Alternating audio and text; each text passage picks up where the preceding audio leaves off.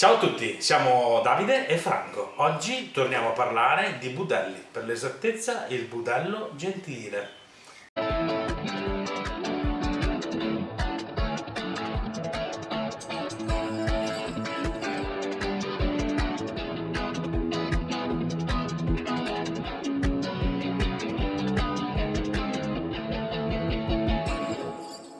Attenzione! Questo canale non è adatto a chi ha problemi di colesterolo, glicemia o di pressione alta.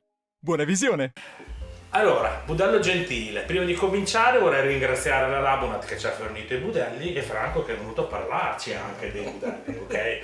Noi qui abbiamo un sacco di schede tecniche e Franco adesso mi inizia a spiegare alcune cose sul budello gentile. Esatto. Allora, dai. intanto iniziamo a dire che stiamo parlando del re dei budelli, perché è gentile. Gentile, perché si chiama gentile? Ma non lo so. Perché è gentile. Allora il nome sembra che risalga molto a tempi addietro e non è specificato neanche quando.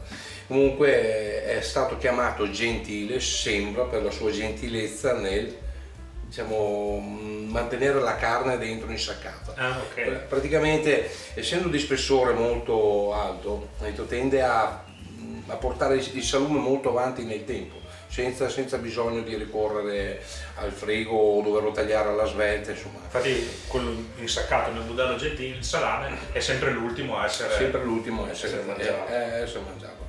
Praticamente diciamo che il budello gentile fa parte del retto del suino, che praticamente sarebbe tutta questa parte qui, punti 7-8.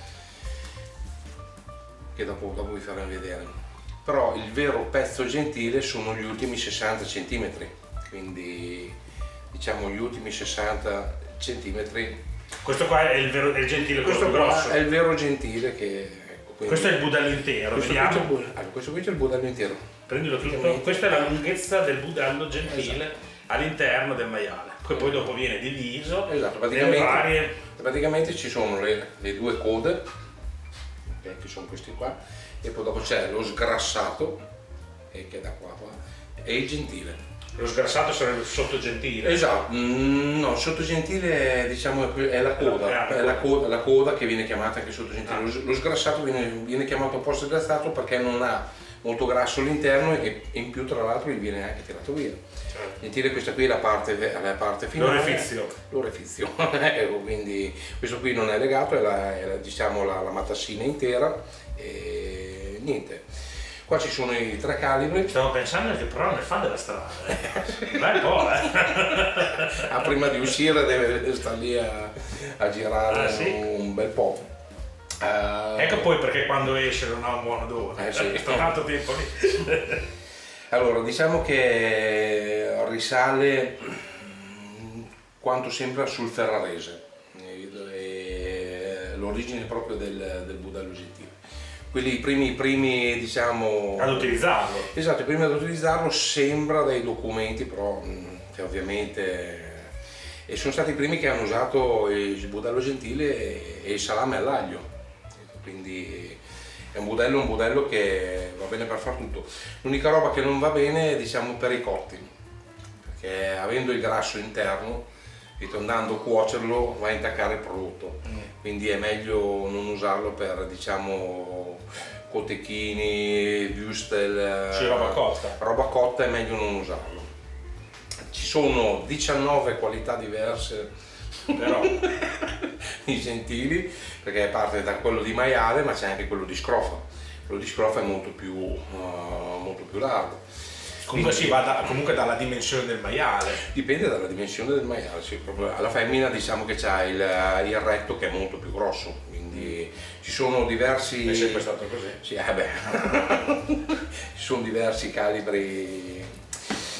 Anche questo qui viene lavorato in macello, la prima pulizia gliela fanno lì, viene lasciato lavato, messo sotto autoclave, calibrato ad acqua e non ad aria, perché diciamo la grossezza viene data in base a rigonfiamento con l'acqua. Quindi è più preciso. Esatto, il più preciso. Dopo ci sono sempre delle vie di mezzo, delle misure che ovviamente i budelli non sono tutti uguali. Viene anche lui lavato in autoclave, viene messo in contenitori, in barili da 200 litri in una soluzione di salamoia, sale e acqua per 30 giorni. Sono quei bei bidoni blu che si Sono quei bidoni blu. con il coperchio. Esatto, dopo 30 giorni viene preso, prelevato, fatto il controllo qualità e se idoneo viene immesso nella vendita. Come vuol dire, va bene. Cioè, quindi questi qua sono i vari calibri? Sì, questi qui sono alcuni di vari calibri, perché ovviamente ce ne sono 20 che... Questo è molto grosso. Sì, questo qui è un 80 di... Quindi 8 di centimetri, suino. cioè esatto, viene 8 centimetri. in un bel salamone. Però, sì, però c'è quello di scrofa che arriva anche a 90, quindi parliamo di roba di 4,5 kg. Sì, non ci fa il salame del prete. No, questo qui da 80 arrivi sui 3,6, 3,5, 3, siamo 2,8, siamo lì. Chili al metro. Sì, diciamo adesso questi qui sono già cuciti, perché li vendono anche già cuciti che Sono comodissimi. sono comodissimi, li prendete, li lavate, boh. Zero sbaglio. Esatto, sono comodissimi e ci sono le varie misure perché in base alla grandezza vengono prima o dopo, no? Quindi anche questi qui è sufficiente solo lavarli con acqua fredda. E riscaldare in acqua tiepida. Esatto, diciamo un 5 minuti prima dargli un po' di acqua tiepida, non ha bisogno di aceto perché l'aceto risulta che tende a seccare un po' il budello. Quindi Tende a farlo screpolare.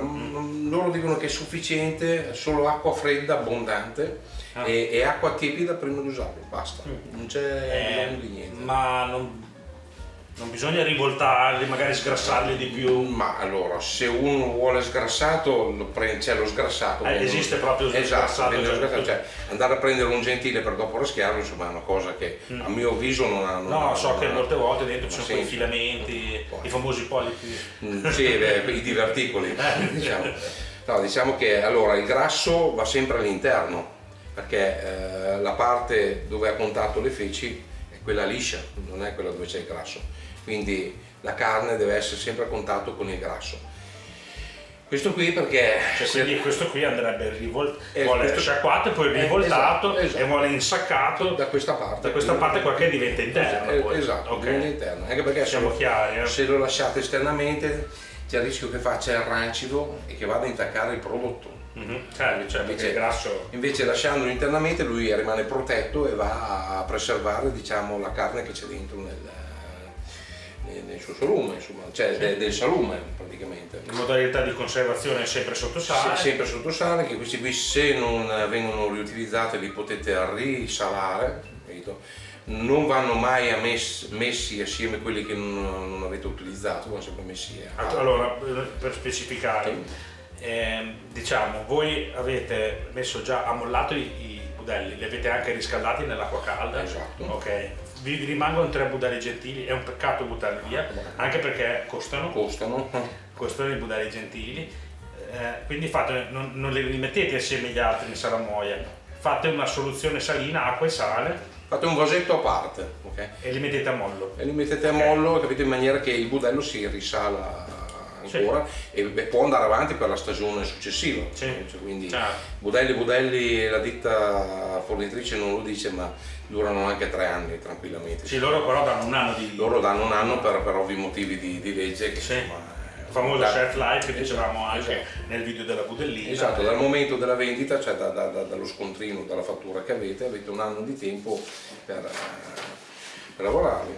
Allora vi lascio le schede, vi faccio una foto delle schede, ve le lascio a fine video, così potete vedere sia il maiale con i numeri dell'intestino, noi abbiamo parlato del 7 e l'8, così avete un riferimento. Qui abbiamo la scheda dei test effettuati e questa qua è la scheda tecnica che vi lascerò a fine video della durata e della conservazione del budello. Okay?